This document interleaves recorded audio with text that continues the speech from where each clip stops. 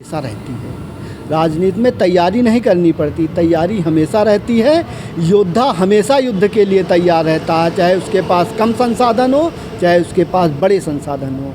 राजनीतिक दल को तैयारी नहीं करनी पड़ती, वो हमेशा तैयार रहते हैं। क्या लगता है आपको 2027 में कौन से अहम मुद्दे होंगे?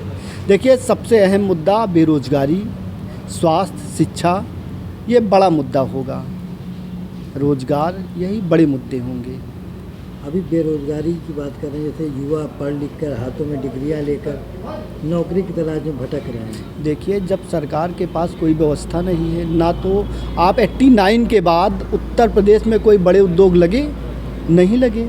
सरकार का रोजगार से कोई मतलब नहीं है। सरकार का केवल एक ही प्रोपेगेंडा है, धार्मिक अशांति फैलाइए, हिंदू मुसलमान करिए, भारत पाकिस्तान करिए और सत्ता में बने रहकर मलाई खाइए।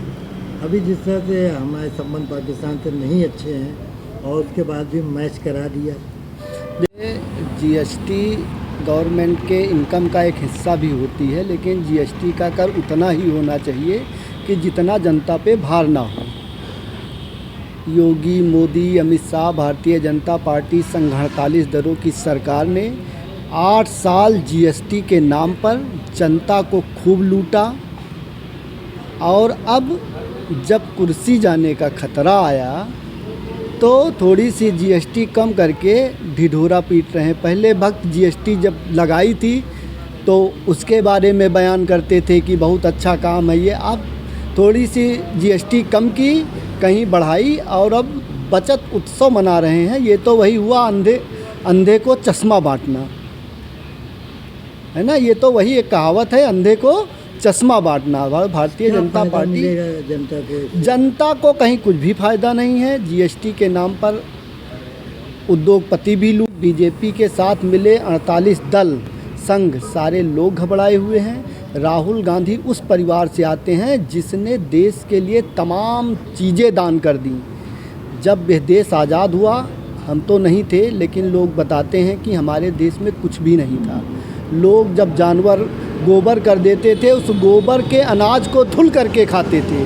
और पंडित जवाहरलाल नेहरू को एक ऐसा भारत मिला था जिसको पानी पी के भारतीय जनता पार्टी के लोग दिन भर गालियां देते हैं, जिनकी किताबें विश्व की धरोहर के रूप में पढ़ाई जाती हैं। कोई पढ़ना नहीं चाहता। इनकी एक व्हाट्सएप यूनिवर्सिटी चलती है, दिन भर गांधी परिवार को गाली देना। पंडित जवाहरलाल नेहरू ने अपनी पूरी 1000 जितनी भी उनकी संपत्ति थी, पूरे देश की अर्थव्यवस्था के लिए सुई के नोक के बराबर भी अपने पास नहीं रखी।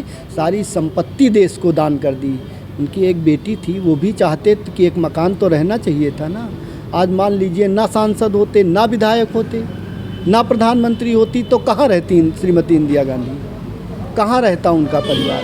तो ऐसे व्यक्ति के चरित्र पर कीचड़ उतारकर जो पैजामा मुखौटा भारतीय जनता पार्टी ओढ़ रही है, इसके पास कोई मुद्दा नहीं है, इसके पास कोई विकास का योजना नहीं है। केवल हिंदू मुसलमान धार्मिक आधार पर देश को बांट करके ये सरकार चलाना चाहिए। जीएसटी कम की है 2027 में, इसका कितना लाभ मिलेगा बीजेपी? देखिए, जनता सब जान रही है कि बीजेपी को क्या लाभ मिलेगा। बीजेपी की सत्ता 27 में जाने वाली है, ये आप तय मान के चलिए। जनता में परिवर्तन की लहर चल रही है और सरकार जाएगी।